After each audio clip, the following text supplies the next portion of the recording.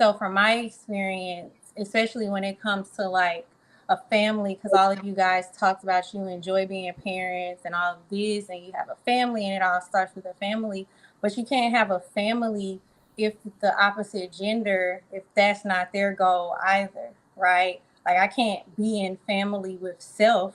Like I can love self, and I think a lot of women that maybe are in my generation, we have subconsciously or unconsciously took on that, well, I could just be by myself. Or I guess maybe now I'm in a point in my life where I've just accepted, like, maybe having a family isn't for me. So that's why I'm torn between, do I want a family? Do I not want a family?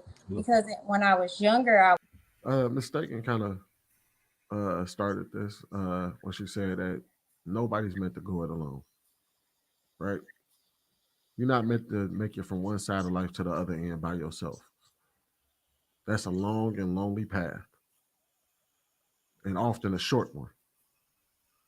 But I think what has happened with us is that we're trying to put the cart before the horse. The community comes after the family. That's what the community is built upon the family. Because I don't know about y'all. Have y'all ever tried to create a community without your family? Like try to put groups of friends together and somehow it never works out the way that you hope that it does because they don't get along with that person. But it seems like it's so much easier when it comes through the family. They tend to bring they you marry into a family or they marry into yours and then y'all come together and then y'all birth some kids and then they go on to create their own little versions of families and then all of a sudden you start to see it build upon itself. And I think, like I said, I think we're just trying to put the cart before the horse. Like you try to put the community before the family, and that's where a lot of us get it wrong at. What the pastor Families build. you said what? I said strong families build strong communities, and strong Absolutely, communities build strong nations. absolutely. I'll rebuttal that with saying that blood doesn't make you family. No, Just absolutely. I just agree. just because, and, and I'm just going off of the statement that you made. Um, Maybe the those group of people that you were trying to build that community with weren't the proper people that were supposed to be in that community with you. Y'all, the only way that that wouldn't work is if people didn't carry and hold the same values. If everybody had the same values, then it has no choice but to work. We're all on one accord. So I think that is I think that that's not necessarily a bad approach, especially if that's the only approach that you can have. Some people's families are just dysfunctional, and until the person or the people that's in the family correct themselves, there's nothing that you as Sweeney can do to build that. So the only thing that you can do is find like-minded people to build that community with. And we see the success of that with the Freemasons. We see the success with that with sororities, with fraternities, with the Teamsters. You know what I'm saying? These people have uh, created communities in which it works. I would even go to the extent of street organizations. At one point in time, the Bloods, the Crips, the Solid Foes, Black P Stones, the GDs, they all stood for something, and everybody was on one accord and agreed to it, and they made it happen. So I agree with what you're saying to an extent, but I think that I think that when we don't have too many options, we can only take the option that we have and run with that. Well, Also with Lapeef, with JR, with what you said, bro. The only way that somebody can be open to that is by being being available to being vulnerable. That takes a lot of vulnerability, and most people aren't. Most people are afraid of it. specifically most men. Even creators, entrepreneurs, they if they don't, it's hard for some people to take that type of critique, as because they'll receive it as if, you know, this person is trying to put down what it is that I do, or they may be, are they jealous of, you know what I'm saying, of my success. So I agree with that 100%, but we have to start preaching for men and women to be comfortable with being vulnerable with the right people. I would say that. Isolation is dangerous. Isolation is dangerous. When people go to jail, when you locked up and they put you in isolation, you're in 23-1. I just seen a video, picture of this guy that was locked up, and this man made mermaids out of like towels or something.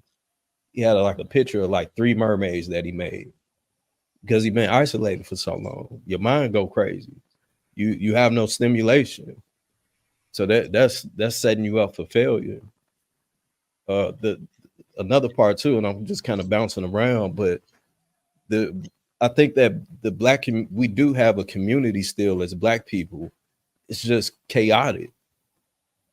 At one point in time, we used to be able to go and have block parties, or Hink would be having a family reunion at the Forbes Preserve. I could ride past and see Hink's family reunion, and I don't even know Hink, and I'll pull up. Man, what up, bro? Man, what's up, man? You want a hot dog? You want a burger? I got some burgers on it. You know what I'm saying? That was the norm, at least in Chicago. We used to be able to do that. Now, hell no, you can't do that. They don't even have it. They don't even have it no more. Oh, so remember in Poetic Justice, yo, Lil Lucky, when Janet and Tupac went to that cookout. Hey, Lil Lucky. You know what I mean? That's you know what I'm saying? That was bad. That was real at one point. We can't even do that now because the community that we do have is so dysfunctional. Like, get the grip pulled on you, yo. Hold on, dog. You eating our hot dogs? Well, I think that's because I think that's legitimately. I think okay. So the thing in Poetic Justice, I think, was an extreme situation because somebody coming in from 3 cities over talking about some what up cousin, but like in the community though, you really did used to know everybody in your neighborhood, so it really wasn't a problem for them to come by and get a hot dog or your grandmother extend your main food to them because they actually did know that person. Oh, that's just little Ronnie from down the street. His mama, you know what I mean? Mama at work. He over here, just come on, boy, come grab a plate type deal. You know what I mean? So you actually did used to know the people because you grew up on the same block as them. You know what I mean? You grew up in the same neighborhood. Y'all used to chase each other, all types of stuff. So I think what happened in Poetic Justice is a thing, but it was birthed from us already being a community first and knowing one another. And I think the consequence of that, to speak to your point, Vince, is that that's how I think a lot of those organizations started. They were birthed from the community. It wasn't 6 individuals that didn't know each other that came together and created. They already knew one another because they grew up together. They've been around each other. And they came together and said, okay, well, we're going to do our own thing over here. And that's what we lost today is that everybody is literally an individual who don't need nobody else. And they move that way. So they don't trust nobody. Yeah, shit, like Jay said, you show up to somebody's place now and try to grab a plate, they're going to be ready to whoop your ass because like you ain't put in on this. Oh, yeah. Well, we embrace that self-made. Everybody wants to be self-made. They want to proclaim that they self-made, but that's not the case. You went through some type of experience. Somebody helped you to some extent, but we embrace that as a culture, as a community. That I'm self-made. Mistaken, y'all. The topic yesterday you said was I can do bad all by myself. Like these are all isolated situations that we're embracing in our culture. Question for you. Yeah, who here still has or still having family reunions? Like summers, like like June on this day, like this is the mark calendar. Everybody has it synced in their iCloud, Google Calendar, etc. Whether people drive in, fly in, and we got places for people to stay. We got everything, coordinated. Who is still having family reunions like that and making sure that that family bond is still well lit? Man, I see a Yeah, couple of hands. yeah. My family still does that. They haven't won this year. the last Okay. family reunion we had truly was a few years back on both sides. Well, on my wife's side of the family, they just had theirs. They had one recently as of last year, but that was all over the place. But the one that they really had was about 2018 before we moved to Texas. And then the one that we really had was about 2016. But like the last one where to like what Luis is talking about, where you bring people in and have hotels and stuff for them and everything. My mama was the last one to actually do a family reunion that way. And the reason why she stopped was because everybody was complaining about the money. What the hell you mean it's $25 a family? So why is it that the matriarch is the last frontier,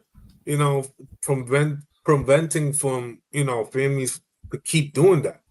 Because we had this conversation before, Sweeney. You know what I'm saying? Like when Big Mama passed away, and then all that stopped happening. Oh, men do not organize that kind of stuff at all. True. So that's where the mantle. Yeah, and then when you look at the Black family, if majority of the Black families are headed by Black women, then that's another reason why you wouldn't necessarily have the men at the helm of that, because they're not there. And there are families of generations of women that are the head of the home with no man there. So typically women are the ones that are organizing the reunion. Well, the one that's a fact.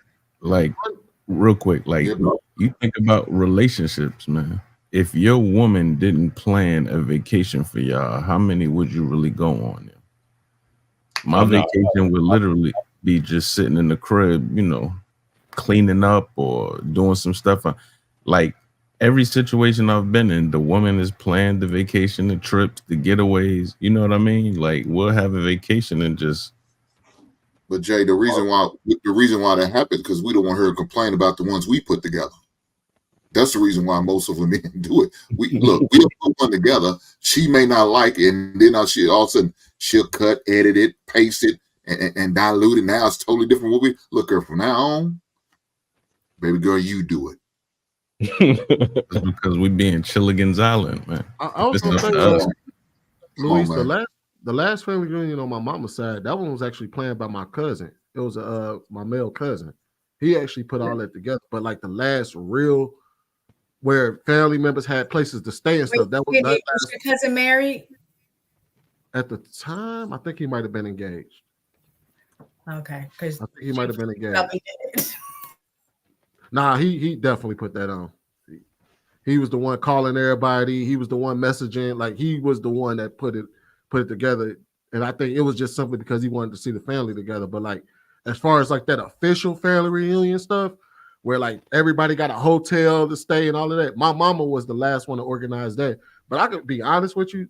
Reality is the reason why a lot of family reunions break down is because of money.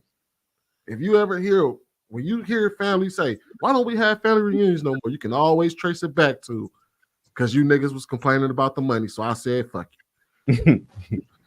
I would disagree, Sweeney, man. It's just, there are so many outlets. You can't tell me today with, whether you have family in New York, you have some in Atlanta, some in North Carolina, one in Chicago, that we can't find or triangulate a perfect location where everybody could come in and stay at, where there's an abundance amount of space either at family homes or we got local Airbnbs for people to stay at, right? That we can't collectively, prepare and, package food, for everybody to eat and enjoy that. Like, I find it rather difficult to, no Diddy, swallow that pill, If you think about right?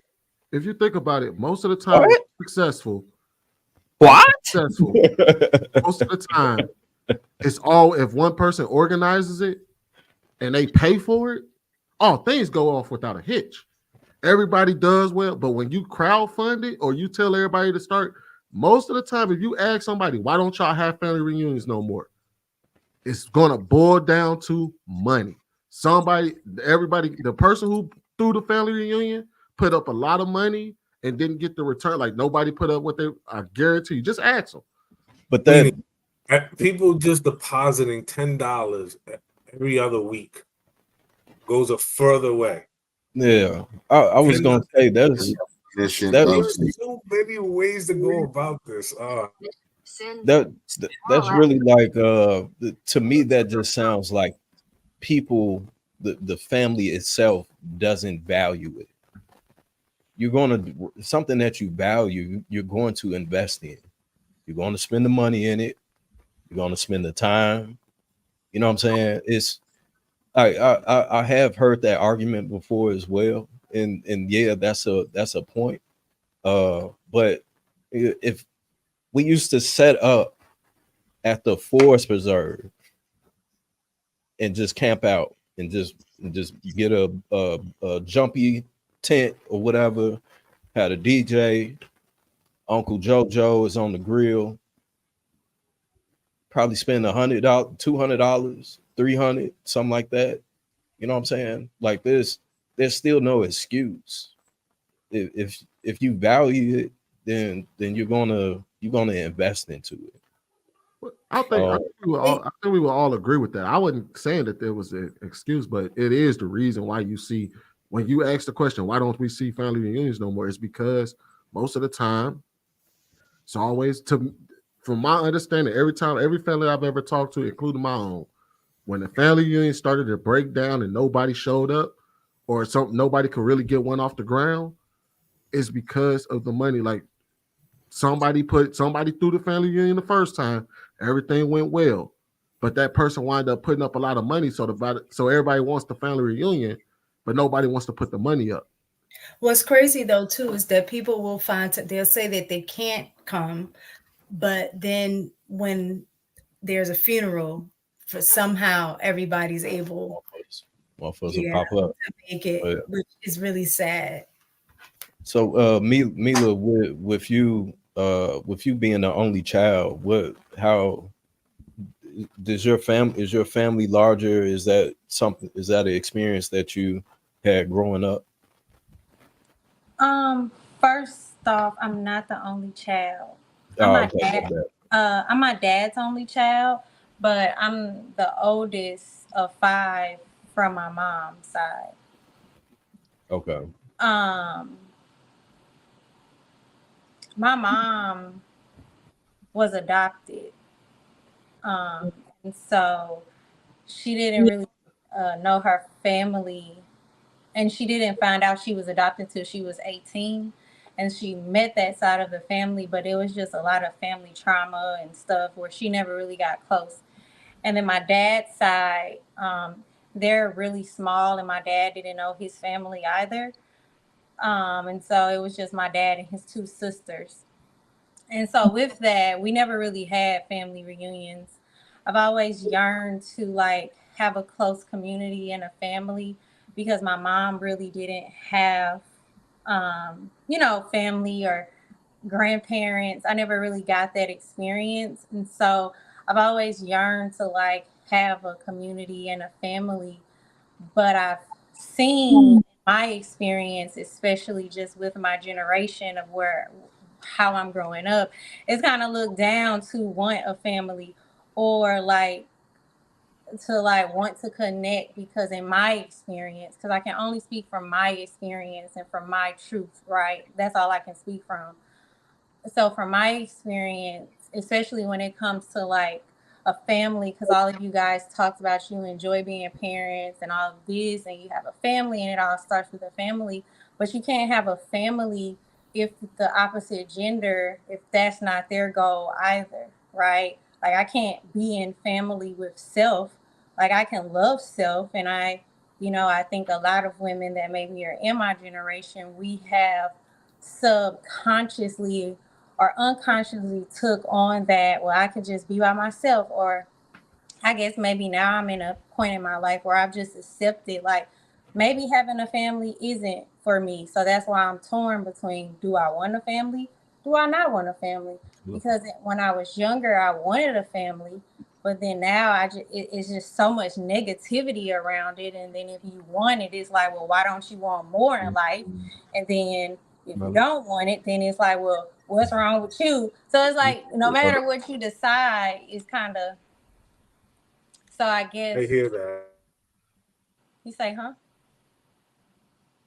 So that's just kind of where I am with it. I guess I'm on the fence, as you guys probably know, because just from my own experiences and from my family, and like I think because both of my families were so disconnected from family and community, my siblings, we are so disconnected from each other. Um, and I will say, I think the isolation that my parents experience and that my siblings and I experience, it is damaging, right? It is dangerous. My sister committed suicide. And I think a lot of that stemmed from like the isolation and the separation and like not having that community, not having people to talk to or to like really get advice from, because when your parents are low key fucked up, right? They try their best. They gonna do their best. And my mom and my dad always believed in us, but they just didn't have the foundation and the knowledge and the stuff that we needed to really be successful as young adults in college, living life, like really living life, like on your own. We just weren't set up for that. And I think because my mother was so protective, because she experienced a lot of trauma, she she kept us isolated. So then we didn't really have friends. Like she wasn't letting us go over people's house or hang out or none of that. We had none of that growing up. It was just my mama, my daddy, and us. And so when we became adults, we struggled with making friends. Like our interpersonal skills were not up to par. And like me, because I did join a sorority. I think so when I heard somebody talk about communities, I joined a sorority because I wanted to like have sisters and have a bond and like feel like I was a part of something. So for me, I've taken it and I've worked on building my own community, but unfortunately, my siblings, they didn't get that. They didn't learn that. They didn't develop those skill sets. And so my brothers, they kind of took their lack of, and they joined the military. So both of my brothers, they in the military. And so my two sisters that did not like find their own community, they have struggled, right? And I can just speak like community is so important, whether you're the weirdo or the cool kid or whatever. I just think it's so important because I've seen how without it, it can really be detrimental to the family, which then impacts like the community around you. So, Mila, let me ask you a question. Do you feel like your parents was the same parents that lady was talking about in that first video? No, I won't say that. And I say that uh because my mom like didn't really know who she was or didn't like have an identity. She wanted us to be just whatever. Like my mom did a lot of fucked up shit, but what I will say is that she believed in us. Like from the time my brother was like able to talk, he was like, I'm gonna be a president of the United States. And my mama never like, she pushed us to do and be whatever outside of her, because she didn't have anything outside of being a mother. Like being a mother was my mom's biggest accomplishment in life, right? That was her biggest accomplishment. So for her, I would say no, she wasn't like that. And neither is my dad either. They push us to be something outside of them altogether because they were able to identify and be self-aware enough to know like, whoo, okay, nah, don't be like us. And I don't want to push that on y'all. So, but did you hear what you said? It wasn't that she was talking about the kids. She was talking about the parents were so engulfed into their kids and with their kids and all about their kids. That's why I was asking that question. Oh, well, in that way for my mom, yes, she was engulfed in her kids. And I think it was because she, like I said, she had no identity out, like she didn't have a purpose or anything outside of before becoming a mother. So when she became a mother, that was kind of all she had. And I think also it was a coping mechanism for her. It was a safe space. My mom was in, my stepdaddy was abusive and he isolated her and he did all of the things that an abusive partner would do. So she couldn't have friends. She couldn't do anything. Only thing she could do was take care of my stepdaddy and take care of her kids. So her kids, us, that was like her happy place. That was her safe place. That was how she escaped. So I think that is why she like engulfed into us because she wanted us to never experience or ever like have a life like she did. That's how I see it from my Man, you know what I think? A type of man I think you need. You need a man who is a family oriented man, so you can experience that side of that family that you talk about. That a guy who's all about family, who's all about family guys get together for Christmas time, Thanksgiving, and I think that'll be a good person for you, in my opinion. Yeah, that's what I would like. Do you know someone you can?